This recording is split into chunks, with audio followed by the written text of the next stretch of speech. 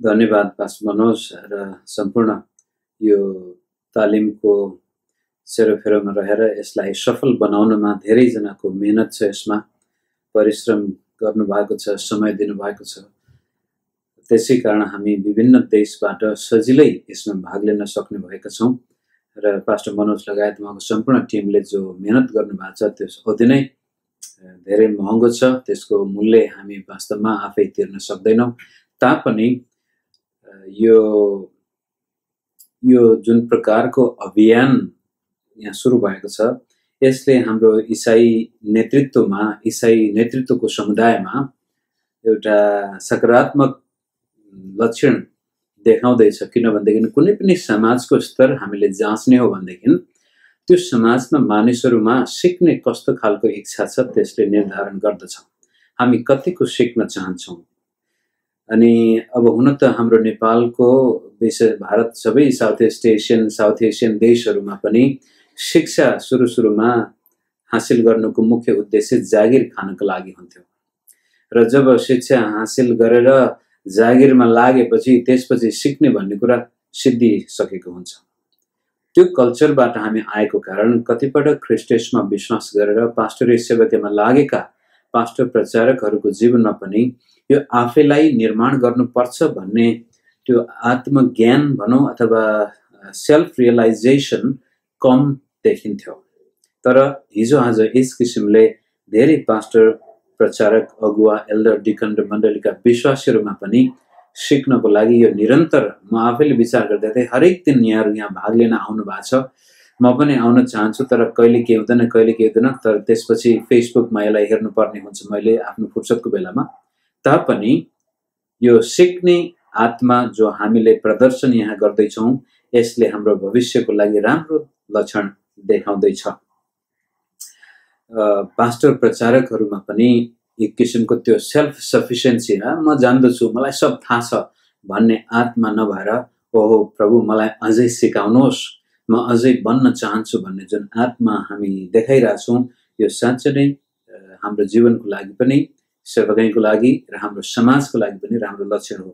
जस्तै धेरै वर्ष पहिला एउटा सेमिनारीमा पढेर हाम्रो एउटा डिग्री सिद्धिएर घर आउने बेलामा त्यहाँका साथीहरूले हाम्रै क्लासमेटहरूले आफ्ना जम्मा गरेका किताबहरू बेच्न थाले। आफूलाई चाहिँ किताब कहाँ पाउँ भन्यो नि उनीहरूले चाहिँ आफूसँग भएको टेक्स्ट बुक भनेर पहिला क्लासमा पढ्नको लागि किन्नै पर्थ्यो, पछि घर आउने बेला चाहिँ बिक्री गर्न थाले। अनि मैले सस्तोमा धेरै किने पनि थिएँ भने अब एउटा पास्टर जो बाइबल स्कुल जान्छ पढ्छ र त्यसपछि किताब त्यतै बिक्री गरेर घर आउँछ भनेदेखि तपाईँ आफै विचार गर्न सक्नुहुन्छ उसको सेवकाईमा कस्तो खालको स्तर आउने हो। त हामी गएको केही हप्ता अगाडिदेखि नै मैले भन्दै आएको थिएँ हामीलाई किताबका मानिस भनिन्थ्यो भने त्यस अनुसारको जीवन पनि हामीले जिउन सकेको खण्डमा साँच्चै हाम्रो समाजको स्तर, हाम्रो परिवारको स्तर, हाम्रो छोराछोरीको स्तर पनि बढेर जानेछ र चर्चका विश्वासीहरूमा पनि त्यस्तो सम्भावना आउनेछ। म आफ्नो जीवनको एउटा उदाहरणबाटै भन्छु। काठमाडौँमा जब सेवा गर्दाखेरि मलाई धेरै अप्ठ्यारो भएको थियो सुरुवातका दिनहरूमा। आफूसँग आर्थिक कुनै प्रकारको त्यो स्रोत र साधनहरू थिएनन्।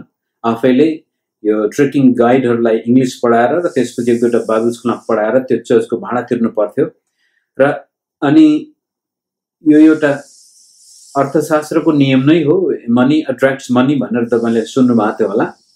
पैसाले पैसा तान्छ।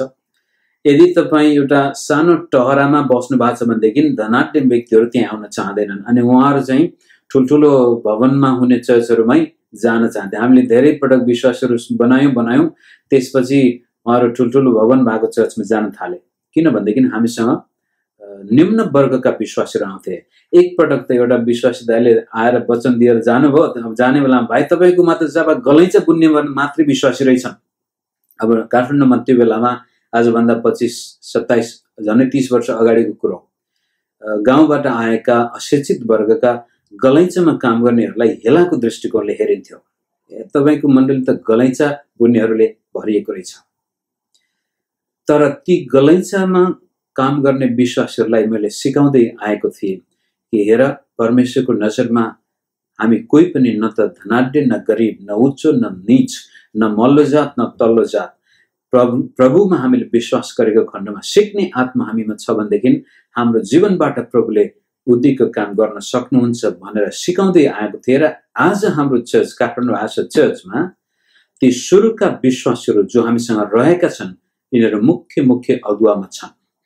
र अगुवामा मात्रै होइन कि उनीहरू वचन प्रचार गर्न सक्छन्, मण्डलीमा निर्णयहरू गर्न सक्छन् र सेवकलाई आफ्नो ठिक दिशातिर लगेर जान सक्ने भएका छन्।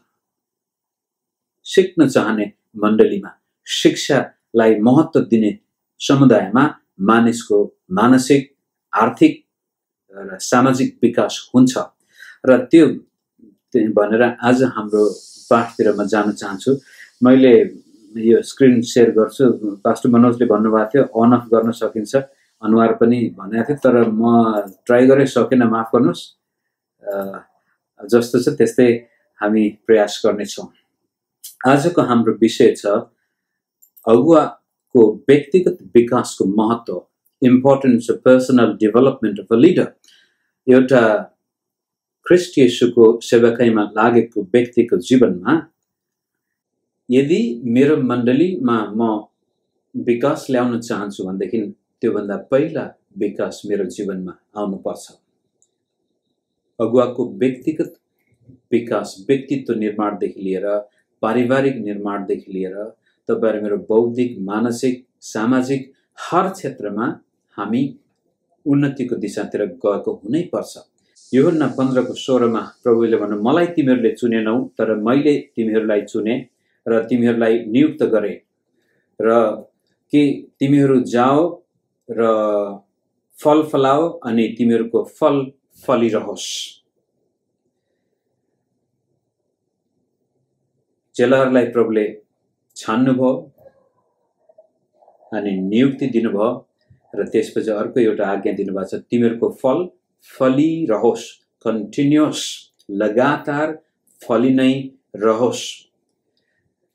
र तपाईं र म ख्रीष्ट येशूको सेवकाईमा लागेका मानिसहरू भएको कारण हाम्रो जीवन यो केवल 2-4 वर्षको लागि मात्रै नभएर, हाम्रो सेवा 2-4 वर्षको लागि मात्रै नभएर, तपाईं र म जबसम्म ख्रीष्ट येशूलाई सामने सामने भेट्दैनौं तबसम्म यो निरन्तर रहिरहने भएको कारण त्यस्तै किसिमले हाम्रो जीवनमा सेवकाईको क्षेत्रमा, नेतृत्वको क्षेत्रमा फल पनि फलि नै रहनु आवश्यक छ।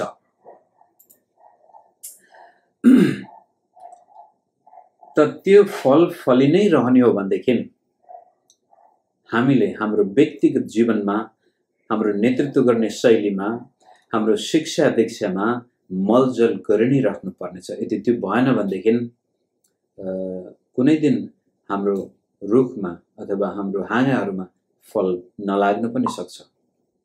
तब पनि यहाँ नेतृत्वको महत्त्वको कुरा गर्दाखेरि हरेक कुराको उन्नति र अवोन्नति नेतृत्वमा निर्भर छ भनेर ली रबर्टसनले धेरै वर्ष अगाडि लेख्नु भएको थियो। उहाँ पनि एउटा नेतृत्वको बारेमा लेख्ने लेखक र शिक्षक भएको कारण उहाँले यो भनाइलाई निकै जोडसँग भन्नुहुन्थ्यो र पछि जोन म्याक्सवेलले यसलाई हिजो आज निकै नै प्रख्यात बनाउनु भएको छ। उहाँले भन्नुहुन्छ everything rises and falls on leadership भनेर। हामी म्याक्सवेलको नाम देख्छौँ, तर रबर्टसनले सुरुमै हरेक कुराको उन्नति माथि जाने या तल जाने यो अगुवामा निर्भर हुन्छ।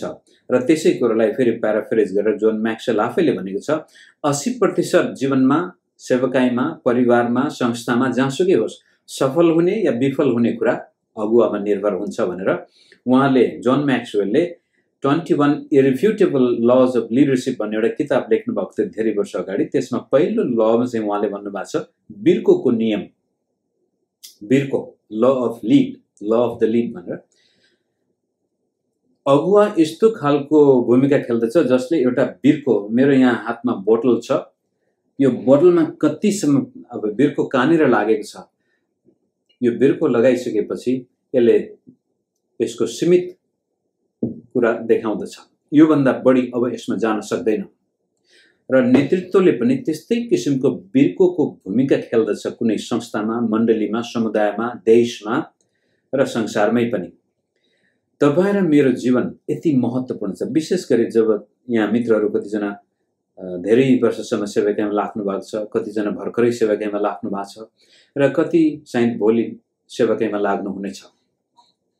जस्तोसुकै नेतृत्वको क्षेत्र हाम्रो हातमा आएको किन नहोस्, यदि हामीमा विकास आइरहेको छैन भनेदेखि हामीले नेतृत्व गरिरहेको मण्डली र कम्पनी अथवा संस्था र देशमा पनि विकास आउँदैन। किनभने नेतृत्वले चाहिँ त्यो छत लगाइदियो, बिर्को लगाइदिएको छ। यो त हामी सुरुदेखि नै भन्दै आएका छौँ कि यदि तपाईको पास्टरको स्तर 7 छ भनेदेखि तपाईँ कहिले पनि 10 हुन सक्नुहुन्न, तपाईँ 6 सम्म हुन सक्नुहुन्छ। र लियोनार्ड भन्ने एकजना प्रभुका दास हुनुहुन्थ्यो, उहाँले बेला बेलामा जोक गरेर भन्नुहुन्थ्यो कि the danger for pastor or leadership is that your believers might become more spiritual than you। एउटा पास्टरको निम्ति खतराको कुरो के भनेदेखि तपाईका विश्वासीहरू, तपाईका चर्चका सदस्यहरू तपाईभन्दा बढी आत्मिक भइदिन भएको खण्डमा खतरनाक अवस्था। त्यसको मतलब त्यो पास्टरको नेतृत्वले त्यहाँ काम गरेको छैन।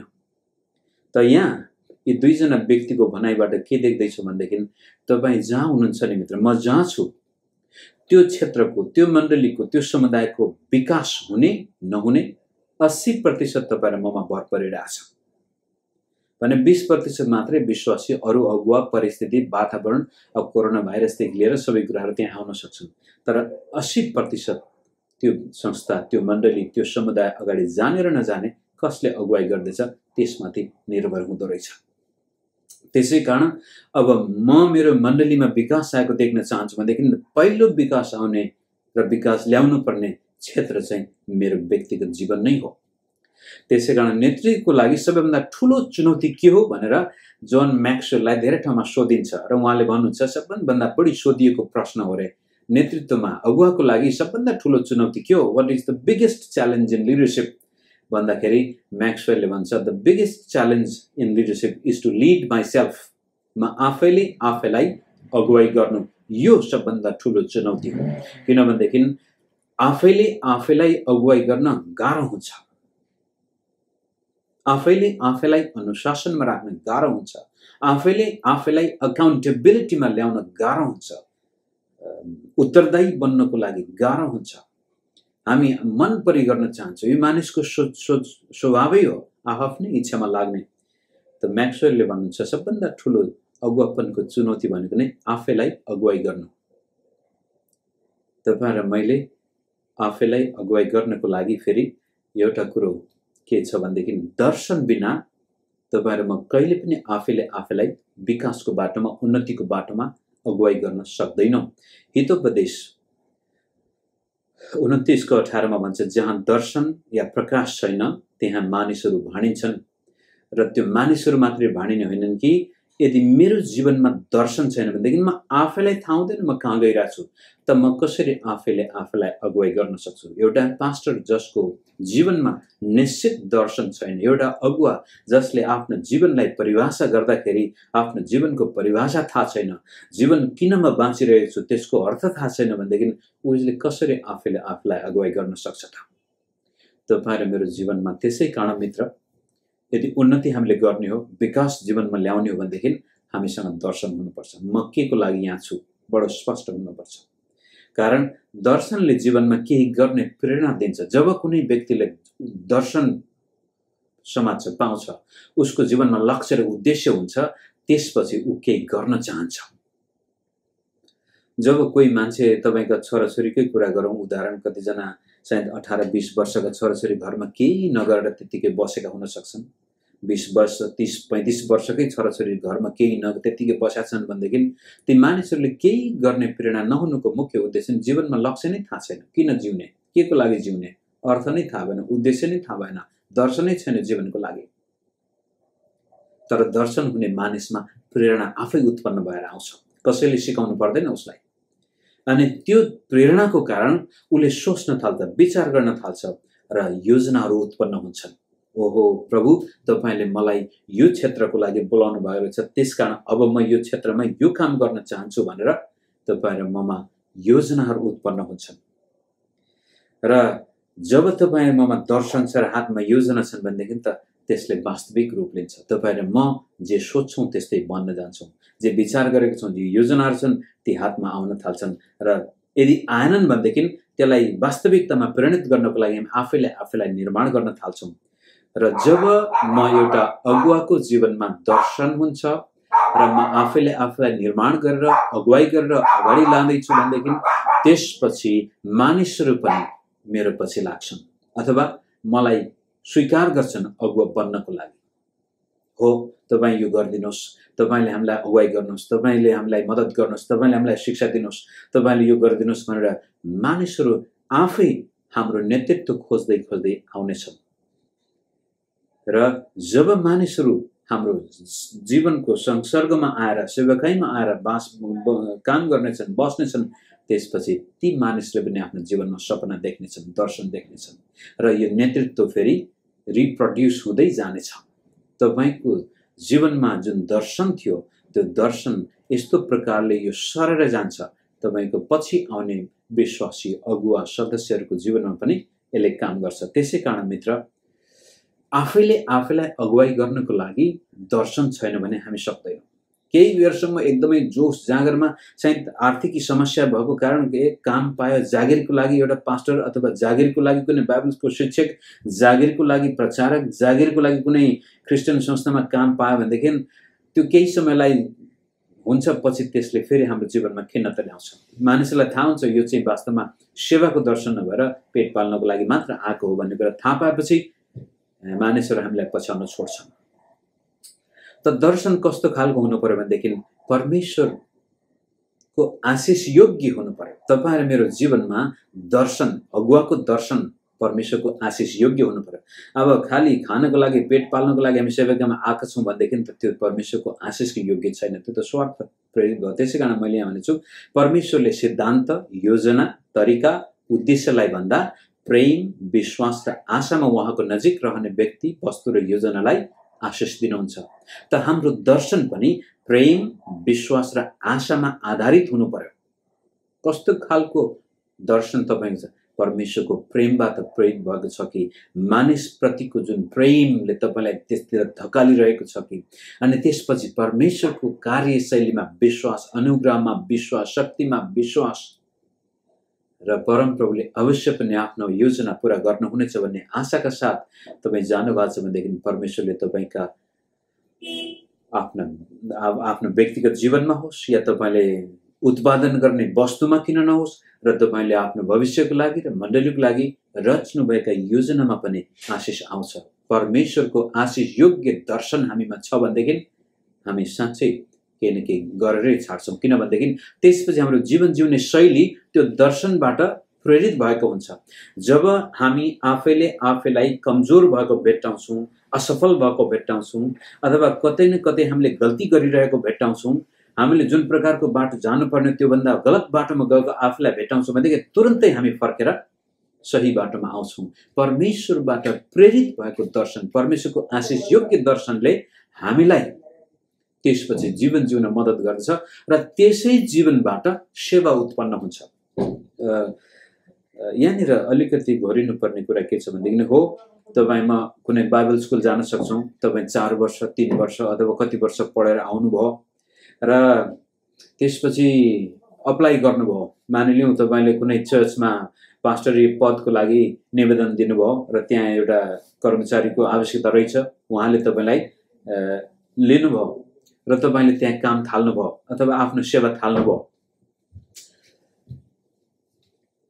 अब त्यहाँ तपाईँलाई कुनै एउटा चर्चको पास्टर तपाईँलाई बनाइयो भनेदेखि तपाईँ सफल हुने र विफल हुने, तपाईँको सेवकाईले फल फलाउने र नफलाउने खालि तपाईँसँग भएको शैक्षिक योग्यता र तपाईँसँग भएका अनुभवले मात्र नभएर तपाईँको जीवन जिउने शैली त्यहाँ देखा पर्दछ। त्यसपछि नेतृत्व 2 तहमा छ भनेर यी नेतृत्वविदहरूले बेला भन्छ। एउटा चाहिँ लाइफ नेतृत्व, लिभिङ लाइफ भने, अर्को organisation, living a life situation. तपाईँको नेतृत्व गर्ने शैली 2 प्रकारले प्रभावित भयो। एउटा जीवन जिउने शैली, अर्को चाहिँ संस्था चलाउने शैली अथवा देश चलाउने शैली अथवा कुनै समुदायलाई नेतृत्व दिने शैली। त नेतृत्व दिने शैली समुदायमा तपाईँलाई जागिर दिएको खण्डमा पनि त्यहाँ सफल र विफल हुने तपाईँको जीवन जिउने शैलीले निर्धारण गर्दछ। र ख्रिस्टियन सेवा त अझ आफ्नो जीवन जुन प्रकारले म जिउँदैछु मेरो जीवनबाटै विस्तारित भएर जाँदछ। त्यसै कारण हाम्रो यो गुरुहरूले देखाएका स्टेटमेन्टमा leadership is not an event, यो कुनै घटना होइन। तपाईले जागिरको लागि निवेदन दिनुभयो, तपाईले काम पाउनुभयो, अब नेतृत्व तपाईँ अगुवा भयो, तपाईको हातमा नेतृत्व आयो भन्दैमा त्यसले हुँदैन। अथवा तपाईँ ठुलो एउटा सम्मेलनमा जानुभयो अनि यहाँ यसै सम्मेलनमा आउनु भएको छ अनि भोलि गएर हामीले तपाईँलाई सर्टिफिकेट दिएको भन्दा ल मैले त नेतृत्वको लागि यति 3 महिनासम्म तालिम लिएको छु, सर्टिफिकेट छ भन्दैमा नेतृत्व हुँदैन। It is a process. यो चाहिँ निरन्तर भइ नै रहने, त्यसै नेतृत्व निश्चित कार्य वा घटना होइन, यो निरन्तर चलिरहने प्रगतिको प्रक्रिया हो। It is a continuous progression. यो एकैचोटि सिकेर सिद्धिने पनि होइन, गरेर सिद्धिने पनि होइन, यो त जिन्दगीभरि रहि नै रहने। त्यसै कारण हामीले हाम्रो व्यक्तिगत जीवनमा प्रगति उन्नति ल्याउनको लागि आफैलाई निकै नै ख्याल गर्नुपर्छ मित्रहरू। जोन मैक्सवेलकै किताबबाट, हुन त उहाँले थुप्रै किताब 100 भन्दा बढी किताब लेखिसक्नु भएको छ र यी खुड्किलाहरूमा हरेक एउटा किताबै लेखिसक्नु भएको छ उहाँले। तरै पनि उहाँले धेरै लामो समयसम्म यो शिक्षा दिँदै आउनु भएको छ। नेतृत्वको प्रगतिका 5वटा खुड्किलाहरू छन् भनेर उहाँ धेरै ठुल्ठुला यी कर्पोरेसनहरूमा र कतिपय राष्ट्र के भन्छ शासकहरूको बीचमा पार्लिमेन्टमा उहाँले सिकाउनुहुन्छ। अब यी सबै कुराको पूर्ण ज्ञान त हामीसँग नहुन सक्छ, तरै पनि यहाँको समयमा कमसेकम एउटा दिशा हामीले पत्ता लगाउन सकौँ नेतृत्वको प्रगति कसरी हुँदो रहेछ। र विशेष गरी पास्टरीय सेवकाईमा, चर्च सम्बन्धी सेवकाईमा, परमेश्वरको राज्यको सुसमाचारीय सेवकाईमा आइसकेपछि यी 5वटा खुड्किलाले धेरै नै अर्थ लागेको मलाई लाग्छ। र जसमा पहिलो चाहिँ पद, उहाँले चाहिँ अंग्रेजीमा position, permission, production, people development and pinnacle अथवा पर्सनहुड, र जसलाई मैले नेपालीमा लेख्दाखेरि पद, अनुमति, उत्पादन, मानिस निर्माण र व्यक्तित्व प्रभाव यस किसिमले प्रस्तुत गरेको छु। तपाईँ र मेरो जसरी हाम्रो जीवनमा प्रगति हुँदै जान्छ त्यस्तै किसिमले हाम्रो नेतृत्व गर्ने शैलीमा पनि प्रगति अथवा विकास आउनुपर्छ। यदि नेतृत्व गर्ने शैली 1 नम्बरबाट 2, 2 मा 3, 3 मा 4, 4, 5 भएन भनेदेखि त्यो असफल नेतृत्व भयो। त्यसै कारण पहिलो कुरो पदको कुरा गर्दाखेरि पदको कारण मानिसले तपाईलाई पछ्याउँछन्। उदाहरणको लागि मलाई आशा चर्चमा पास्टरको लागि बोलाइयो अनि म त्यहाँको पास्टर भएँ र पास्टर भइसकेपछि अब म अटोमेटिकली आफसे आप त्यहाँको अगुवा बने र त्यहाँका अरु एल्डर डिकन विश्वासीहरू सबैले त्यसपछि मलाई आफ्नो अगुवा मान्नै पर्छ, बाध्य छन्, नमानी सुखै छैन, किनभने मलाई त्यहाँ नियुक्ति दिएको छ। त्यसैकारण यो सबभन्दा निम्न स्तरको नेतृत्व हो, कारण यो तपाईले कमाएको होइन, यो तपाईलाई दिएको छ। त्यहाँ एउटा चर्च थियो र अहिले म बाहिरबाट आएर मैले अप्लाई गरेँ र मेरो योग्यता क्षमता सबै हिसाब अनुसार गरेर त्यसपछि त्यो चर्चको नेतृत्वले मलाई ल तपाई हाम्रो अगुवा हुनुहोस् भनेर त्यो पोजिसन मलाई दियो। अनि कतिपटक हामी सबैले आफ्नो सेवाको सुरुवात यसरी नै गरेका हुन सक्छौं। अब हुन त नेपालको परिवेशमा र अहिले तपाई अमेरिका, क्यानाडा, युरोप, अस्ट्रेलियामा जति पनि नेपाल, भारत, भुटानबाट हामी त्यहाँ बसोबास गरिरहेका व्यक्तिहरूको जीवन, पास्टरहरूको जीवनमा पनि तपाईमा हामी सबैजना प्राय यो पाइनरिङ पास्टर नै हो। हामीले आफ्नै त्यो नेतृत्व अथवा इनिसिएटिभबाट त्यहाँ चर्च सुरु गरिरहेका छौं। अझै पनि नेपाली चर्च नेपालमा पनि र विश्वभरि पहिलो जेनेरेसनमा नै छ भने पनि हुन्छ, पाइनरिङ स्टेजमै छौं। पाइनरिङ स्टेजको एउटा छुट्टै अर्थ छ, तरै पनि जब चर्च निर्माण हुन्छ, जसै मैले काठमाडौँमा चर्च सुरु गरेँ र 2010 मा पूर्ण रूपले नेतृत्व हस्तान्तरण गरिसकेपछि अब दोस्रो पुस्ताले त्यहाँ नेतृत्व लियो र जब दोस्रो पुस्ताको व्यक्ति त्यहाँ पास्टर बन्यो उसलाई त्यो पद दियो।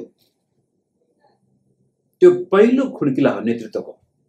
त्यहाँका विश्वासीले त्यो पास्टरलाई मन पराए पनि नपराए पनि आउनै पर्छ चर्चमा, र त्यसपछि त्यो पास्टरले पनि मन पराए पनि नपराए पनि त्यहाँ आफ्नो कर्तव्य पालन गर्नै पर्छ।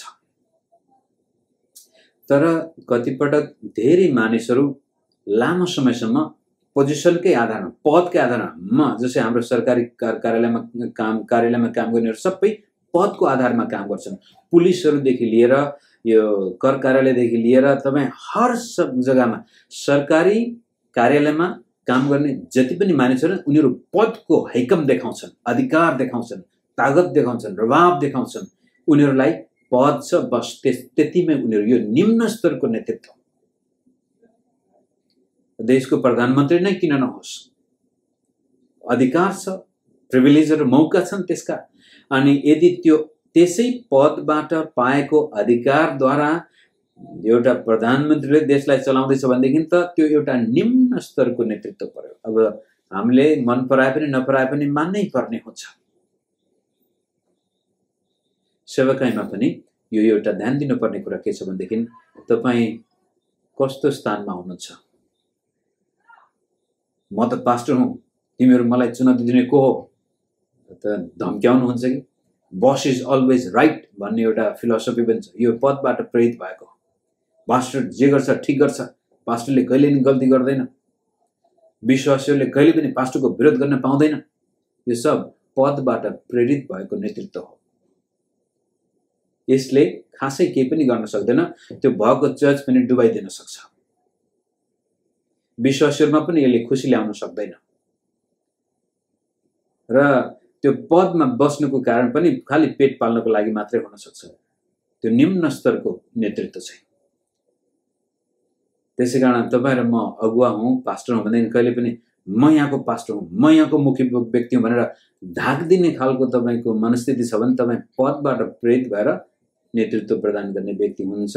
तपाईँले वास्तवमा त्यो संस्था, त्यो मण्डली, त्यो परिवार, त्यो समुदायलाई उँभो लान सक्नुहुन्न। भोलि गएर मान्छेले तपाईँले छोड्छन् र यदि भयो भने तपाईँलाई त्यहाँबाट निकाली पनि दिन सक्छ। एउटा पास्टर अब अमेरिकामा, विशेष गरी पश्चिमी संसारमा कुनै चर्चमा म पास्टर भएर गएँ भनेदेखि कमसे कम 4 वर्ष लाग्दछ मलाई पदबाट कि माथि जाने कि निस्केर जाने। पदको प्रभाव कमसे कम 4 वर्षमा मात्र टिक्छ अरे। अनि 4 वर्षभित्रैमा मैले निर्णय गर्नुपर्छ कि त म अब मेरो व्यक्तिगत विकास म आफै असल नेतृत्व प्रदान गर्छु कि त्यहाँबाट मलाई चर्चले निकालिदिन्छ कि म आफै छोडेर जान्छु, म आफै निराश भएर निस्किन्छु। त्यसै कारण दोस्रो खुड्किला म्याक्सवेलले भनेअनुसार पहिलो पद, त्यसपछि अब दोस्रो 1 बाट 2 मा जानु चाहिँ जीवनको भयङ्कर ठुलो एउटा उपलब्धि नै मानिन्छ। त्यसकारण त्यहाँ लेखेको छ तपाईलाई मानिसले मन पराउँछन्। हिजो अस्ति तपाईँ चर्चमा नयाँ पास्टर भएर आउनुभयो, अब के गर्ने, मान्नै पर्यो, अगुवा एल्डरको कमिटीले स्वीकार गरिहाल्यो। त अब चाहिँ तपाईँको जीवन जिउने शैलीले तपाईँले त्यहाँ समय बिताएर मानिसको मन जित्नु भयो र उनीहरू चाहिँ ओहो फलानु व्यक्ति चाहिँ मेरो पास्टर हो, हाम्रो पास्टर हो, हाम्रो अगुवा हो, तपाईँले मानिसले मन पराउँछन् र उनीहरूलाई अगुवाई गर्ने अनुमति दिन्छन्। त्यसपछि राजी खुसी हो, म पास्टरज्यू तपाईँको मुनि बसेर सिक्न चाहन्छु, तपाईँको आशिषमय सेवकाईको हिस्सा लिन चाहन्छु, भाग लिन चाहन्छु भनेर मानिसहरू तपाईँलाई उनीहरूको अगुवा बन्ने पर्मिसन दिन्छन् भन्न खोजेको हो। पर्मिसनको मतलब, अनुमतिको मतलब। अब तपाईँले रवाफ देखाउनु पर्दैन तपाईँको शक्तिको, तपाईँको पोजिसनको। मानिसहरू खुसी छन् तपाईँको नेतृत्व गर्ने शैली, किनभनेदेखि तपाईँले आफैले आफैलाई निर्माण गर्नुभयो, बनाउनु भयो र मानिसलाई कसरी जित्ने, मानिसको मन कसरी जित्ने, परमेश्वरको सामनेमा कस्तो खालको सेवा गर्ने, यी सबै कुराहरूले गर्दाखेरि तपाईलाई अब आफ्नो अगुवा बन्ने अनुमति दियो। तपाईले आह्वान अथवा अराएको भन्दा बढी गर्न चाहन्छन्। अब विश्वासीको लागि शुक्रबार हामी राति 9 देखि बिहान 3 बजेसम्म प्रार्थना गरौँ भन्दाखेरि विश्वासीहरू झोली झिम्टा बोकेर, कार्पेटहरू अथवा कम्बल बोकेर पनि चर्चमा आउँछन्। तर पोजिसनबाट प्रेरित भएको व्यक्ति, पदबाट प्रेरित भएको व्यक्तिले त्यस्तो भने यो राति को आउँछ भनेर आनकान गर्छन् विश्वासीहरू। तर तपाईले विश्वासीको मन जित्नु भयो भनेदेखि रातभरि पनि चर्चमा बसेर विश्वासी प्रार्थना गर्न तयार हुन्छ। त्यो 1 नम्बरबाट 2 नम्बरमा जानुभयो। त्यो जानको लागि आफै हुँदैन, तपाईले आफूलाई निर्माण गर्नुपर्छ, बनाउनुपर्छ। त्यहाँका अगुवा विश्वासीहरू, त्यहाँका अरू अगुवाहरू भन्दा धेरै माथि तपाईको स्तर हुनुपर्छ र तब बल्ल त्यहाँका मानिसहरूले तपाईलाई आफ्नो अगुवा भनेर स्वीकार गर्नेछन्। जब तपाईं त्यो 2 नम्बरमा आउनुहुन्छ, 3 नम्बर त्यसपछि काम गर्न थाल्छ, उत्पादन हुन थाल्छ, प्रोडक्सन। अब तपाईलाई मण्डलीमा पास्टरको जिम्मा त दियो, तर तपाईले त्यो मण्डलीमा उत्पादन गर्नुको सट्टामा खाली रास मात्र त्यहाँ भएका विश्वासीलाई पनि ल तपाईलाई यो मण्डली मन पर्दैन अन्त जानुस् भनिदिनु भयो, अनि विश्वासीले प्रार्थना गरी माग्दाखेरि किन चाहिँ यो प्रार्थना भनिदिनु भयो भनेदेखि त्यो विश्वासीको संख्या घट्दै गएको खण्डमा भोलि तपाईलाई त्यहाँबाट निष्कासन गरिन्छ। अथवा तपाई स्वयं पानिरिङ पास्टर हो भनेदेखि तपाई सेवा चाहिँ छोडेर जानुपर्छ। तर तपाईले पद पाउनु भएको थियो, अब त्यसपछि तपाईले अनुमति पनि पाउनुभयो, विश्वासीहरू तपाईसँग खुसी छन् भनेदेखि अब ती विश्वासीको जीवनमा तपाई परमेश्वरले चाहेको काम उत्पादन गर्न सक्नुहुन्छ। तपाईले अब आफ्ना दर्शनहरूलाई पनि विश्वासीको जीवनमा राखेर उनीहरूलाई तपाईले प्रेरित गरेर त्यो दर्शन प्राप्तितिर अगाडि लैजान सक्नुहुन्छ। र मैले यहाँ भनेको मानिसले जे चाहेको थियो त्यो तपाईले उत्पादन गरेको कारण मानिस तपाईलाई अब पछ्याउँछन्। अब त तपाईलाई मन पराउने मात्र होइन कि तपाईको आवश्यकता महसुस हुन्छ। ओहो पास्टर, के गरी तपाईले यो छोड्नु भयो भने त बर्बाद हुन्छ। अथवा भाइ बहिनी, तपाईले यो काम छोड्नु भयो भने त अर्को त यो धान्न सक्दैन। यस किसिमले मानिसहरू तपाईको अभावलाई बुझ्न थाल्छन्। त्यसपछि केही गरी तपाईँ त्यहाँ अनुपस्थित हुनुभयो भनेदेखि तुरन्त चाहिँ मान्छेहरूलाई थाहा हुन्छ हाम्रो अगुवा यहाँ छैन क्या। तपाईले अब उत्पादन गर्नुभयो, विश्वासयोग्य विश्वासहरू उत्पादन गर्नुभयो, नयाँ विश्वासहरू चर्चमा आउन थाले, सुसमाचारको काम हुन थाल्यो, शिक्षाको काम हुन थाल्यो, चेलाहरू नै उत्पादन हुन थाल्यो, नयाँ नयाँ पास्टरहरूलाई तपाईँले बाइबल स्कुल पढ्न पठाउनु भयो, अनि जवानहरूको शिक्षा दीक्षामा तपाईँले ध्यान दिनुभयो। लोक विश्वासले बिचमा हिजो झगडा गर्ने थिए, तर आज तपाईँको शिक्षा, तपाईँको नेतृत्व, तपाईँको वास्ता फिक्रीले गर्दाखेरि मानिसहरू प्रेममा, परिवारमा मिलाप छ, डिभोर्स भएको छैन। तपाईँको चर्चमा पाप र अधर्मले पनि त्यहाँ काम गरेको छैन। एक मुष्ट भएर अगाडि गइरहेछ, मण्डली विकास हुँदैछ, मण्डलीको संख्यात्मक वृद्धि हुँदैछ, आत्मिक वृद्धि, गुणात्मक वृद्धि, हर किसिमले त्यहाँ अब मानिसले केही न केही भइरहेको देख्दछन्। मोमेन्टम तपाईँको हातमा। अब यस्तो नेतृत्व तपाईँले प्रदान गर्न सक्नुभएको खण्डमा त्यो विकास कहाँ रोकिन्छ भन्ने कुरा फेरि तपाईमा नै भर पर्छ। कहाँसम्म तपाईँ आफैलाई अगाडि लैजान चाहनुहुन्छ, कतिसम्मको नेतृत्व तपाईँ विकास गर्न सक्नुहुन्छ आफ्नो व्यक्तिगत जीवनमा, त्यसले निर्धारण गर्छ त्यो मण्डली, त्यो समुदाय, त्यो अर्गनाइजेसन कहाँसम्म जान्छ, त्यो व्यापार कहाँसम्म सफल हुन्छ भन्ने कुराहरू। र फाइनल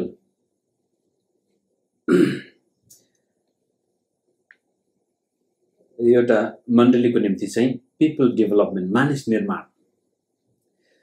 एउटा व्यक्तिले सुरुमा त्यो मण्डलीको पास्टरको पदमा काम पायो, त्यसपछि मानिसको मन जित्यो, मानिसले अनुमति दिए र अब त्यसपछि उत्पादन गर्न थाल्यो। यस्तो किसिमले उसले उत्पादन गर्यो, अब उसले आफै जस्ता अगुवाहरू उत्पादन गर्न थाल्यो। अब ऊ त्यहाँ नभए पनि काम चल्छ। मानिसको जीवनमा मूल्य र मान्यता हालिदिनु भएको कारण तपाईलाई पछ्याउँछन् र नयाँ पुस्ताको नेतृत्व तपाईको लागि बलिदान गर्न तयार हुन्छ। अब चाहिँ तपाईले केही गर्नु पर्दैन, त्यहाँ तपाईले यस्ता अगुवाहरू उत्पादन गरिसक्नुभयो जसले तपाईको लागि आफ्नो ज्यान दिनेछ, समर्पित भएर आउनेछन्। तपाईले केही कुरो हराउनु भएको खण्डमा 3 नम्बरमै उहाँ गर्नुहुनेछ, तर 4 नम्बरमा आइपुग्दाखेरि जब तपाईँ मानिसलाई निर्माण गर्नु भएको छ, तपाईको मण्डलीमा एउटा जवान भाइ छ भनेदेखि तपाईलाई त्यसलाई सुरुदेखि नै विचार गर्नुभयो, भन्नुभयो होइन यो भाइलाई चाहिँ मैले तालिम दिएको खण्डमा, मेन्टरिङ दिएको खण्डमा, बाइबल तालिम दिएको खण्डमा, बाइबल स्कुल पठाएको खण्डमा भोलि गएर यो मण्डली मैले यसको हातमा दिएर म आफ्नो अन्तै जान सक्छु भनेर यस किसिमले त्यो मण्डलीको विकासको दोस्रो पुस्तामा हस्तान्तरण हुनेछ। त्यो मण्डली तपाईले आफैलाई यस्तो किसिमले विकास गर्दै लैजानु भयो कि तपाईले आफू जस्ता थुप्रै मानिसहरू उत्पादन गर्नुभयो। र तपाईले छोडेर जाँदाखेरि त्यो मण्डली, त्यो संस्था, त्यो अर्गनाइजेसन तल गएन, माथि जाँदै गयो। त्यसपछि अन्तिममा चाहिँ त्यो चाहिँ तपाईँ कुनै एउटा निश्चित अर्गनाइजेसन, निश्चित मण्डलीमा मात्र नै चाहिँ उत्कर्ष व्यक्तित्व प्रभाव यस्तो किसिमको कि तपाईँको नामले मात्रै पनि मानिसहरू प्रभावित हुन्छन्। तपाईँलाई पछ्याउनु पाउनु, तपाईँले हराएको गर्न पाउनु उनीहरूको लागि गौरवको कुरो हुन जान्छ। त्यस्तो खालको अगुवा बन्न सक्नु त यो त सायद हामी थोरैले मात्र सक्छौँ। येशू प्रभु जस्तै बन्न सक्नु हो त्यो चाहिँ। तरै पनि 3 नम्बरसम्म पनि हामी आउन सकेको खण्डमा हामी फेरि पछाडि गएर हेरौँ। पदबाट, अनुमतिबाट उत्पादनसम्म मात्रै पनि हामी आइसक्यौँ भनेदेखि हामी धेरै सफल अगुवा बनिसकेका हुन्छौँ। 4 नम्बरमा हामी त एकदमै सफल, 5 त एउटा आदर्श अगुवा भइहाल्यो। तपाईको नाम नै काफी छ त्यसपछि मानिसलाई प्रेरणा दिनको लागि। फलानु व्यक्ति त्यहाँ आएको छ भन्ने बित्तिकै मानिसहरू हुरु आएर त्यहाँ सुन्न चाहन्छन्। तपाईको खुट्टामा बसेर उनीहरू सिक्न चाहन्छन्, तपाईलाई आफ्नो गुरु बनाउन चाहन्छन्। त त्यो हुनको लागि यी यसरी नेतृत्वमा विकास हुँदै जान्छ भनेदेखि त्यो नेतृत्व सँगसँगै हामीले आफैलाई बनाउँदै गयो भनेदेखि यी सम्भावनाहरू सम्भव छन्। त पदबाट व्यक्तित्व प्रभावसम्म बढ्दै जानको लागि अगुवाको जीवनमा उन्नति, प्रगति र विकासको प्रक्रिया चलि नै रहनुपर्छ। तपाईलाई मन पराउँछन् अनि तपाईको हराएको काम भन्दा बढ्ता गर्न चाहन्छन् र तपाईले मण्डलीमा आफू जस्तै अगुवाहरू निर्माण गर्नुभयो भनेदेखि अब तपाईको नाम सुन्दाखेरि नै मानिसहरू उत्साहित हुन्छन्। त्यस्तो खालको अगुवा यदि बन्यो भनेदेखि हाम्रो जीवनमा उन्नति, प्रगति र विकासको प्रक्रिया चलि नै रहनुपर्छ, फलि नै रहनु पर्यो। त्यसपछि मैक्सवेलको किताबपछि अर्को एउटा विद्वान छन् अथवा क्रिस्चियन विद्वान नै हुन्, केन ब्लान्चार्ड। उनले पनि निकै अगुवापनको क्षेत्रमा किताबहरू लेखेको छ। धेरै ठाउँमा उहाँले सेवा पुर्याउनु भएको छ। अब यस्तो किसिमको प्रगति हामीले गर्ने हो भनेदेखि हामीले आफैले आफैलाई अगुवाई गर्न उहाँले 4 वटा क्षेत्र तोक्नु भएको छ उहाँको किताबमा, लिडिङ लाइक जीसस भन्ने। अनि त्यसमा पहिलो नम्बर उहाँले आफैलाई अगुवाई गर्नु। अब मैक्सवेलले भने सबभन्दा कठिन के छ त नेतृत्वमा भन्दाखेरि टु लिड योरसेल्फ। बिहान 5 बजे 4 बजे उठेर प्रार्थना गर्नु, दैनिक रूपले बाइबल अध्ययन गर्नु, श्रीमतीलाई ख्रिस्टले मण्डलीलाई प्रेम गरे जस्तै प्रेम गर्नु, श्रीमानलाई आदर गर्नु, विश्वासयोग्य जीवन बिताउनु, छोराछोरीमा ख्रिस्टको चरित्र प्रदर्शन गर्नु, मण्डलीमा विश्वासीलाई हृदयबाटै माया र प्रेमबाट सेवा पुर्याउनु। यो सबै क्षेत्रको लागि स्वयं नेतृत्व बिना असम्भव। कसैले मलाई सिकाउन सक्दैन विश्वासीलाई प्रेम गर्नुपर्छ भनेर। यो त मैले आफैले आफैलाई सिकाउनु पर्यो। प्रेरणा भित्रबाट आउनु पर्यो आफैलाई अगुवाई गर्न। त्यसपछि यदि म आफैलाई अगुवाई गरिरहेको व्यक्ति हुँ भनेदेखि, यदि आफैलाई अगुवाई गर्न म सफल छु भनेदेखि म अवश्य पनि एकजना अर्को व्यक्तिलाई पनि अगुवाई गर्न सक्छु। मानिलिउँ कोही व्यक्ति मेरो संसारमा आयो अथवा हाम्रो चर्चमा कोही पास्टर प्रचारकहरू छन् भनेदेखि 1 to 1 नेतृत्व गर्ने शैली। त्यसपछि यदि म पास्टर हुँ र म सँगसँगै सेवा गर्ने जुनियर भाइहरू छन्, बहिनीहरू छन् भनेदेखि उनीहरूसँग संगत गर्दाखेरि उनीहरूले सहर्ष स्वीकार गर्नुपर्छ, हो म पास्टर जस्तै बन्न चाहन्छु। यसको मतलब मैले 1 to 1 लेभलमा नेतृत्व प्रदान गर्न सकिरहेको छु। किनभनेदेखि त्योभन्दा अगाडि मैले आफैले आफैलाई अगुवाई गरिरहेको छु। आफ्नो जीवन अस्तव्यस्त छ भनेदेखि त तपाईले दुनियाँलाई सिकाउन सक्नुहुन्छ होला, तर कसैले तपाईलाई विश्वास गर्दैन। टाढाबाट मान्छेले विश्वास गर्छ, तर नजिकको मान्छेले तपाईलाई विश्वास गर्दैन। यो हाउडे हो, हातालको मान्छे हो भन्छन्। आफ्नो परिवार लथालिङ्ग छ, हामीलाई चाहिँ परिवारको बारेमा सिकाउँछ।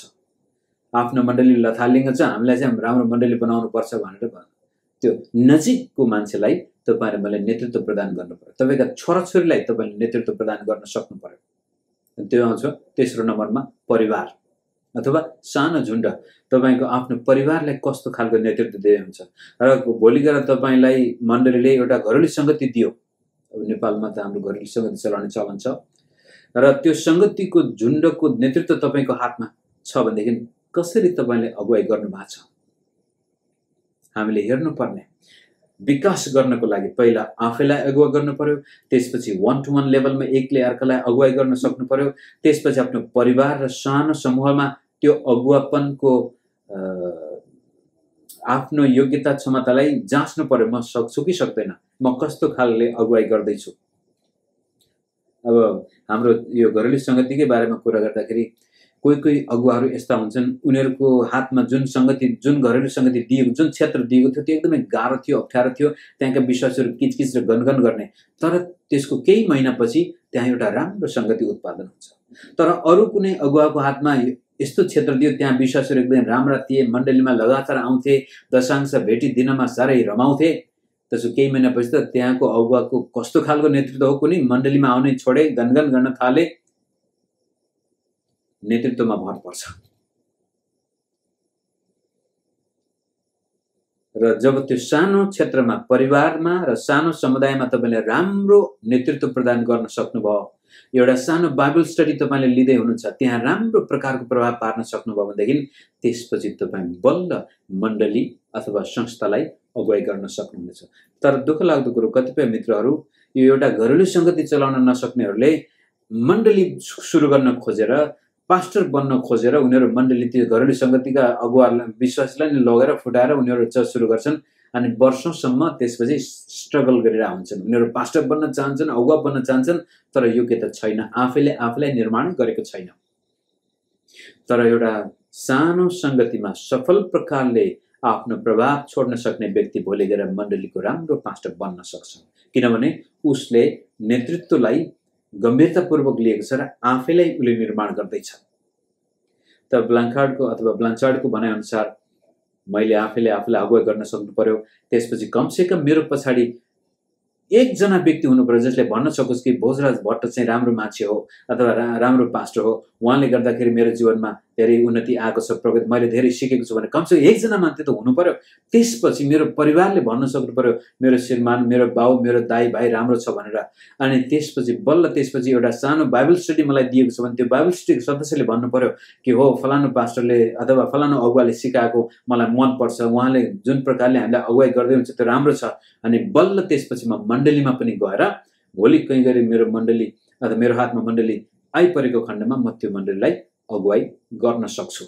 त यस्तो किसिमले एउटा क्रमिक रूपले हाम्रो प्रगति हुने हो, उन्नति हुने हो, विकास हुने हो भनेदेखि अब फेरि ब्लान्चार्डकै किताबबाट मैले अर्को एउटा उनको भनाइ लिएको छु। उहाँले भन्छ, if you want to lead like Jesus then you must pay attention to 4 domains in your life भनेर त्यहाँ देखेको छ। 4वटै क्षेत्रमा सफल नेतृत्व दिन मानिसले आफ्नो जीवनका 4वटा अङ्गहरूलाई ध्यान दिनुपर्छ। मैले अङ्ग भनेको छु, तर उहाँले चाहिँ डोमेन भन्ने शब्द प्रयोग गर्नुभएको छ। ती चाहिँ तपाईको मेरो हृदय, मेरो टाउको र त्यसपछि हात अनि ह्याबिट्स। अब ह्याबिट त अङ्ग होइनन् तापनि ती अङ्गबाटै प्रेरित भएको हामी देख्दछौँ। Heart, head, hands and habits.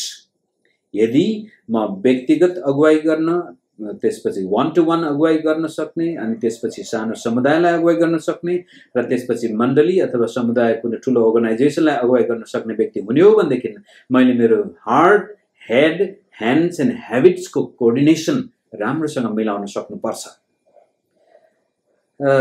त्यसको बारेमा कुरा गर्दाखेरि हार्ट, हृदय, तपाईको हृदय कस्तो छ? What is your motivation for leadership? नेतृत्वको अथवा अगुवा किन बन्न चाहनुहुन्छ तपाईँ? तपाईको मोटिभेसन के हो अगुवा बन्ने? त्यो क्षेत्रमा हामीले ध्यान दिनु पर्यो। सेवा गर्ने, साँच्चै परमेश्वरको सेवा, मानिसको सेवा, प्रेमबाट प्रेरित भएको एउटा सर्भेन्ट लिडर हो अथवा सेल्फ इन्ट्रेस्ट, सेल्फ सिकिङ, शक्तिको भोको हौँ हामीहरू? मोटिभेसन, हामी किन अगुवा बन्न चाहन्छौँ?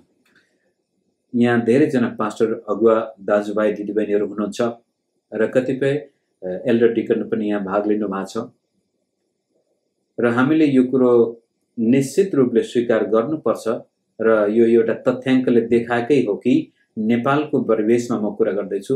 अब यो पश्चिमा देशमा बस्ने नेपाली मित्रहरूको, नेपाली भाषी मित्रहरूको के कस्तो छ त्यो मलाई त्यति थाहा छैन, तर नेपालको परिवेशमा 80% पास्टरहरूसँग शैक्षिक योग्यता छैन। 80% पास्टरहरूसँग कुनै प्रकारको फर्मल औपचारिक शैक्षिक योग्यता छैन भने त्यतिखेर एउटा प्रश्न हामीले गर्नुपर्छ, म किन सेवाकाईमा आए त? के को लागि म सेवा गर्दैछु? र संकुचित नभएरै म भन्न सक्छु कि मेरो हातमा शिक्षित पनि थिएन, शिक्षा पनि छैन, सम्पत्ति पनि छैन, मसँग केही पनि थिएन। अनि एउटा चर्चमा गइरहेथे अनि केही वर्ष बिताएपछि थाहा पाएँ त्यहाँ अलिकति बाइबल पनि पढ्न जाने। थाहा पाएपछि ओहो पास्टर बन्न पाए त रमाइलो रहेछ, सबैले गुरुबा भन्दा रहेछन्, सबैले आदर गर्दा रहेछन्, म त पास्टर बन्छु नभन्दै भोलि गएर कता कताबाट यसो त्यसो मिलाएर मैले पास्टर अगुवाहरूको मन जितेर कुनै ठाउँमा नयाँ संगति सुरु गर्यो अथवा नयाँ ठाउँमा पास्टर भए अनि सबैले गुरुबा भन्दाखेरि छाती पनि अलि चौडा हुँदो रहेछ। It's a wrong motivation, wrong heart, हृदय ठिक छैन। वास्तवमा असल नेता, असल अगुवा, वास्तवमा परमेश्वरले छानेको अगुवाले कहिले पनि आफूलाई अगुवा बनाएको चाहेको थिएन। ऊ अग्रपन्थीमा जानै चाहन्थेन, तर परमेश्वरले जबरजस्ती अथवा यस्तो परिवेशमा ल्याउनुहुन्छ जहाँबाट ऊ अगुवा बन्नै पर्छ। तपाईको मेरो हृदय कस्तो छ? भजन 139 को 23-24 मा यसरी हे परमेश्वर मलाई जाँच्नुहोस् र मेरो हृदयलाई जान्नुहोस्, मलाई जाँच्नुहोस् र मेरा चिन्ताहरूलाई जान्नुहोस्।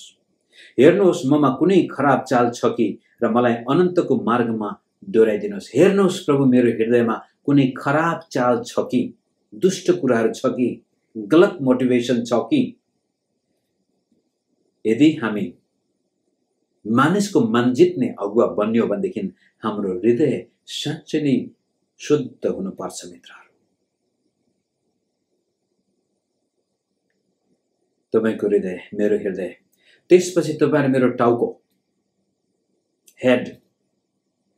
What are your beliefs? टाउकोसँग कुरा गर्दाखेरि, मगजसँग कुरा गर्दाखेरि हाम्रा विश्वासहरू कस्ता छन् अथवा हाम्रा सोचाइहरू, हाम्रा भित्रपट्टि हामीलाई निर्धारण नियन्त्रण गर्ने विचारहरू कस्ता छन्। हृदयमा भावना छ भनेदेखि मगजमा सोच कस्तो छ, कुन कुरामा हामी विश्वास गर्छौँ। अंग्रेजीमा भनाइ नै छ, man is the sum total of his belief. जस्तो प्रकारको विश्वास हाम्रो मगजमा छ हामी त्यस्तै व्यक्ति बन्दछौँ। र मनोवैज्ञानिकहरूले यो हाम्रो मगजलाई विभाजन गर्दाखेरि यसको 3 भागमा विभाजन गरेको छ, कन्सियस, सबकन्सियस एन्ड अनकन्सियस। र यसको बारेमा धेरै म कुरा गर्न चाहदिनँ, तरै पनि यो कन्सियस दिमागको बारेमा केही समय बिताउन चाहन्छु। कन्सियसनेस, तपाईँ र मेरो जुन दिमाग जसले सोचिरहेछ, विचार गरिरहेछ, सुनिरहेछ, सिकिरहेछ, त्यसको बारेमा कुरा गर्दाखेरि पनि यसलाई यो मनोविज्ञान शास्त्रीहरूले नै यसरी विभाजन गर्छन् कि पहिलो चाहिँ सेल्फ कन्सियस र नेतृत्वको कुरो म यहाँ जोड्न चाहन्छु योसँग। जब हामी हाम्रो मगजको बारेमा कुरा गर्दाखेरि हाम्रो कन्सियसनेस, हाम्रो सोचाइ, हाम्रो विचार कस्तो छ त नेतृत्वको क्षेत्रमा?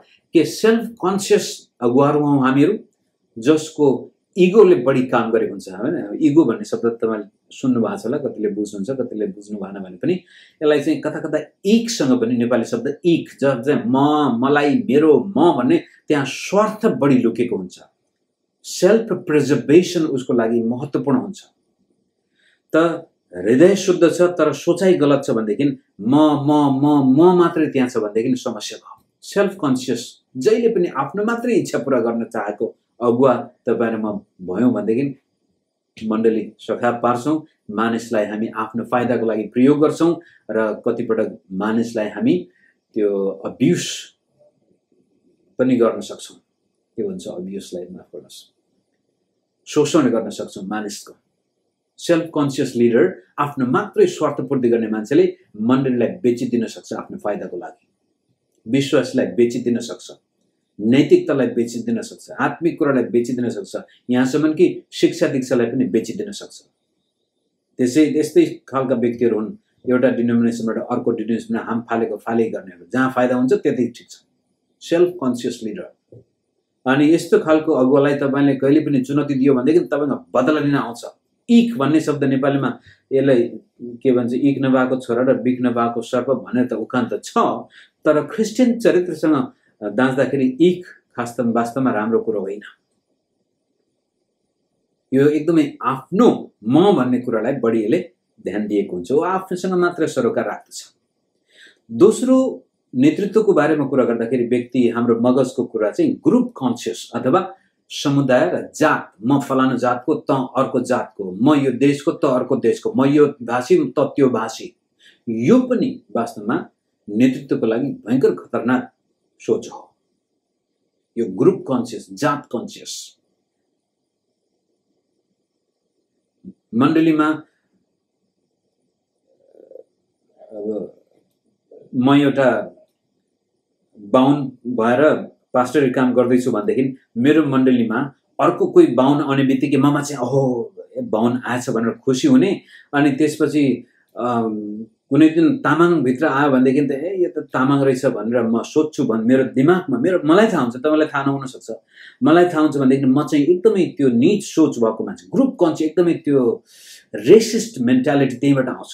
यो तपाईँ अमेरिकामा यो जातीय दङ्गा, काला र गोरा बीचको समस्या साउथ अफ्रिकामा त्यस्तै थियो, र नेपालमा जातीय दङ्गा, यो ग्रुप कन्सियस मेन्टालिटीबाट आएको। नेतृत्वमा पनि यस्तो प्रकारको सोचाइ छ भने यसलाई त हामीले काट्नै पर्छ। सेल्फ कन्सियस त अब त्यो एकदमै कामै नलाग्ने भयो, एकदमै यो यस्तो खालको अगुवा नजिक पनि जानु हुँदैन। ग्रुप कन्सियस भएको एकदमै यो आफ्नो जातकोलाई चाहिँ तुरन्तै त्यो देखाइहाल्ने, अर्कोको जात आयो भनेदेखि त्यसलाई चाहिँ दूर दूर गर्ने अगुवा छ भने त्यो पनि काम लाग्ने व्यक्ति होइन, त्यसको पनि नजिक जानु हुँदैन। अन्तिममा गड कन्सियस, र यो गड कन्सियस त मैले राखेको, तर यो वैज्ञानिक के भन्छ, मनोवैज्ञानिकहरूले चाहिँ सेल्फ एक्चुअलाइजेसन, यो अब्राहम मास्लोको हायरार्की, मानिसका आवश्यकता हायरार्की भन्छ, सुरुदेखि अन्तिममा मान्छेले के चाहन्छ त भन्दाखेरि सेल्फ एक्चुअलाइजेसन। ऊ एउटा स्वतन्त्र व्यक्ति बन्न चाहन्छ, उसको मगजमा वास्तविक उसले ज्ञान प्राप्त, बुद्ध बन्न, त्यो संसारिक मान्छेको हिसाबमा। तर क्रिस्चियनको लागि चाहिँ गड कन्सियस, त्यसै कारण बिलिभर बिकमिङ लाइक क्राइस्ट, येशू जस्तै बन्नु, येशूको मगज हाम्रो मगजमा हाल्नु।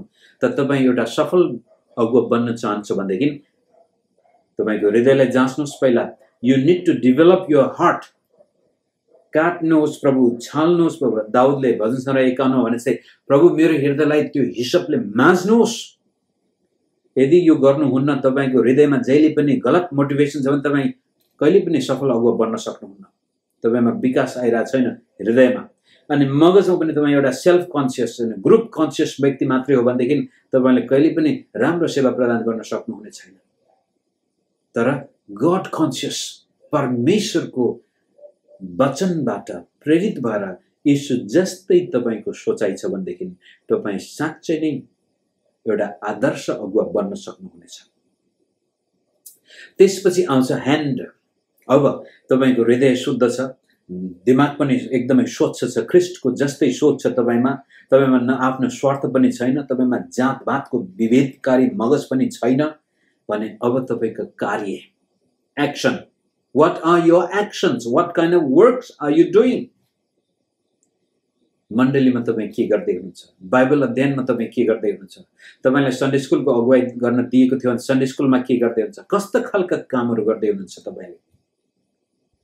अनि 2 नम्बरमा मैले चाहिँ are you touching people's life with your actions. तपाईँले जे गर्दै हुन्छ त्यसबाट मानिसको जीवनमा उन्नति आएको छ, परिवर्तन आएको छ। तल लेखेको छ आर यु अफेक्टिङ ट्रान्सफर्मेसन। तपाईँले गरेको सेवाबाट के मानिसको जीवन परिवर्तन भएको छ। एउटा म पास्टर हो, मेरो एक्सन भनेको नै परमेश्वरको वचन प्रचार गर्नु हो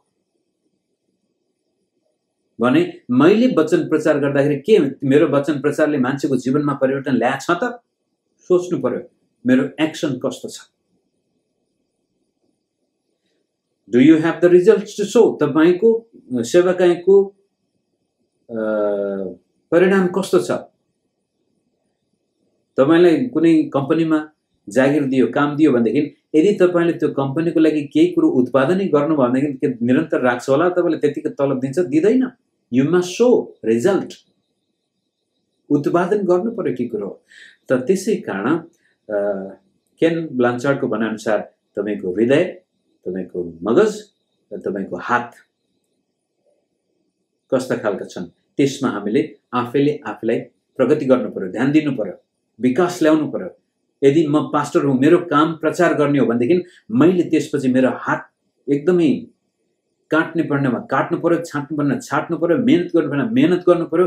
मेरो वचन प्रचारबाट मानिसको जीवनमा प्रभाव पर्नु पर्यो, परिवर्तन आउनु पर्यो, जीवन परिवर्तन हुनु पर्यो, मानिसको रिजल्ट देख्नु पर्यो तपाईको कार्यबाट, if you want to succeed in life. अन्तिममा त्यसपछि उहाँले भन्छ ह्याबिट्स।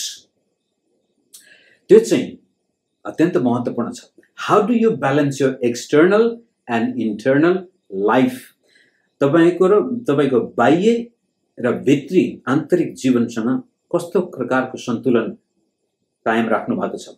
बाहिर जीवन तपाईले देख्नुहुन्छ, मलाई प्रचार गरेको देख्नुहुन्छ होला, तपाई हाम्रो ठाउँमा आउनुभएदेखि मण्डलीका विश्वासीहरुसँग सम्बन्ध कस्तो छ, कसरी समय बिताइरहेको छु त्यो पनि तपाई थाहा पाउनुहुन्छ होला। मैले गरेका बाह्य कुराहरु त तपाई देख्नुहुन्छ, तर भित्र म मात्र देख्छु मलाई र परमेश्वरले देख्नुहुन्छ। त मैले आफ्नो व्यक्तिगत जीवनमा कस्तो प्रकारको ब्यालेन्स ल्याछु? के म आफैले आफैलाई आदर गर्न सक्छु? के म आफैले आफैलाई इज्जत दिन सक्छु? के म आफैले आफैलाई भन्छु फलाना तैले राम्रो गरिस्, त राम्रो मानिस होस्, त जे गर्दैछस् ठीक गर्दैछस्? त्यो मेरो आन्तरिक जीवनको कन्डिसनले निर्धारण गर्दछ। जोर्डन पिटरसन भन्ने कैनेडियन मनोवैज्ञानिक विद्वान हुनुहुन्छ। उहाँले धेरै धेरै मानिसको सामनेमा आफ्नो शिक्षा प्रस्तुत गरिसक्नु भएको छ। उहाँले त्यही भन्छ कि if you cannot accept yourself, chances are that you will be a dangerous person for the society.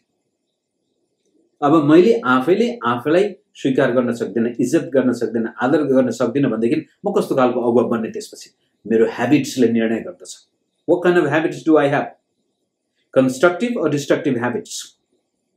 अनि तल मैले लेखेको छु थट्स मगजमा, एक्सन्स हातमा, ह्याबिट्स एक दिन दुई दिन गर्दै गयो, त्यसपछि तपाईको त्यो ह्याबिट, थट्स भनेको विचार, एक्सन भनेको तपाईको काम, ह्याबिट्स भनेको त्यो धेरै दिन गरेर त्यही काम दोहोर्याइ गर्नुभयो, त्यसपछि त्यो बिहेभियर अथवा व्यवहारमा उत्पन्न हुन्छ र व्यवहारले तपाईको चरित्र निर्माण गर्दछ भनेर यो परापूर्व कालदेखिका विद्वानहरूले हामीलाई सिकाउँदै आएको फर्मुला, त्यो चक्र हो।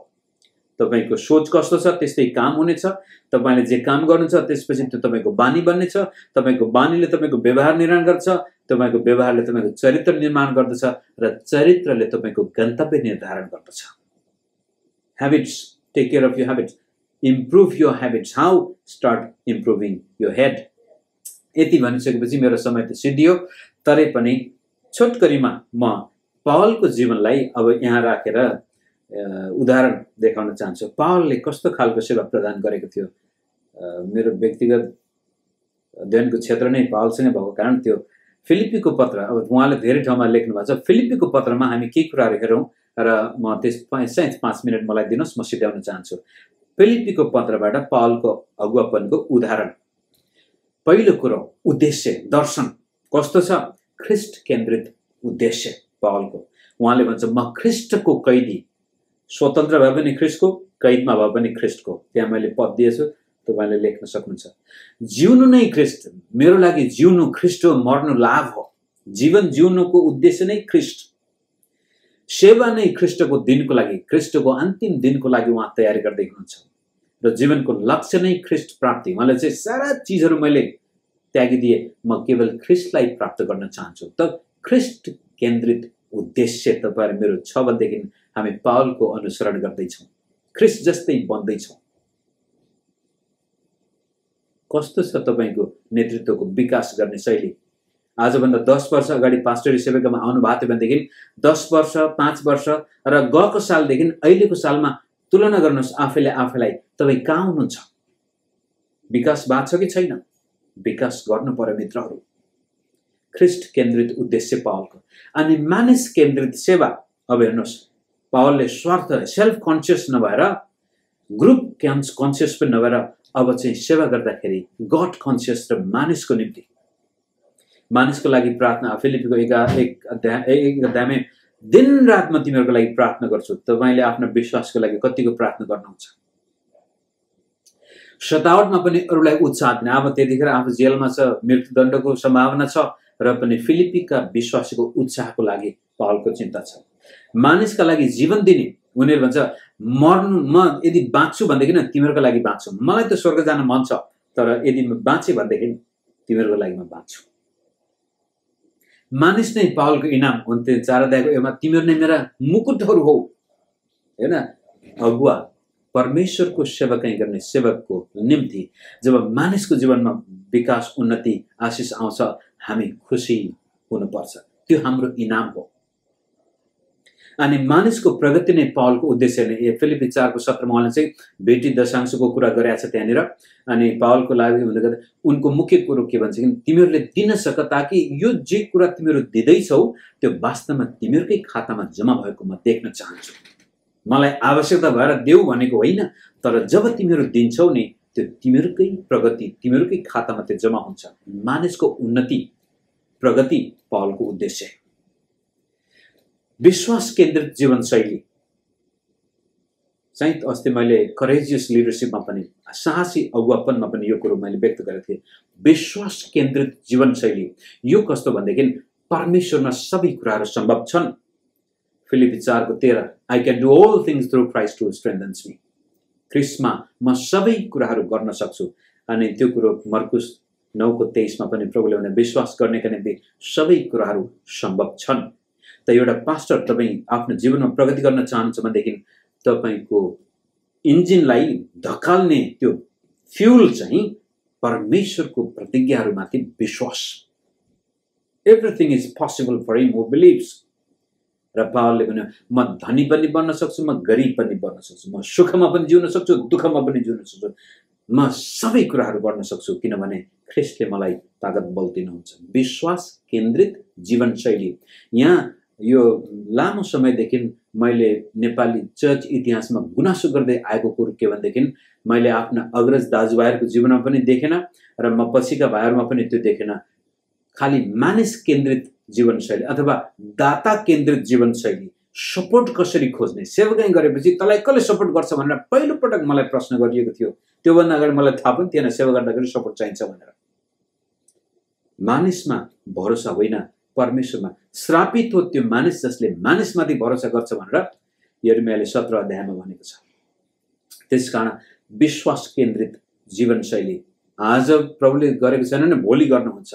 अहिले मेरो घरमा खानेकुराको लागि 1 किलो चामल पनि छैन भनेदेखि प्रभुले जुटाउन सक्नुहुन्छ भने त्यो विश्वास केन्द्रित जीवनशैली। अन्तिममा भविष्य केन्द्रित सोच। पछाडिका कुराहरूलाई म बिर्सिँदैछु, वर्तमानका कुरालाई मैले समातेको छु र मेरो लक्ष्यतिर म दौडिरहेको छु भनेर पावलले बडो गजबले 3 अध्यायको 12 देखि 14 पदमा भन्नुभएको छ। भविष्य केन्द्रित सोच। स्वर्गको बारेमा उले सोचेको छ। येशू ख्रिस्टलाई भेट्दाखेरि कस्तो अवस्था आउला त्यसको बारेमा उले सोचेको छ। अब हेर्दा हेर्दै अहिले हामी 50-60 वर्ष लाग्न थालिसकेका छौँ। अब 30-35 वर्षमा धेरै बाँच्यो भने 20-25 मा हामी यो संसार छोडेर जानेछौँ। त कतिपय पास्टर प्रचारहरूको चिन्ता र फिक्री भनेको यही संसारमा कसरी सम्पत्ति कमाउने, अनि घर बनाउने, गाडी किन्ने, जग्गा जमिन खरिद गर्ने, छोराछोरीको लागि थुपार्ने। यो त बडो दुःखलाग्दो सोच हो। भविष्य केन्द्रित इटर्निटी इन आवर हार्ट भनेर अगस्टिनले भने जस्तै प्रभुले हाम्रो हृदयमा नै त्यो अनन्तता हालिदिनु भएको कारण हाम्रो सोच पनि भविष्यसँग सम्बन्धित छ। र अन्तिममा सकारात्मक दृष्टिकोण। सधैँ आनन्दित सकारात्मक व्यक्ति मात्रै सधैँ खुसी हुन सक्छ। नकारात्मक सोच भएको मान्छे उसलाई सबै कुरा हुँदा पनि उसलाई खुसी हुँदैन। सकारात्मक मानसिक कन्डिसन विश्वासको निम्ति पनि अत्यन्त महत्त्वपूर्ण छ। र सधैँ सन्तुष्ट पोजिटिभ माइन्डसेट मात्रै हामीलाई सन्तुष्टि दिन सक्छ मित्र।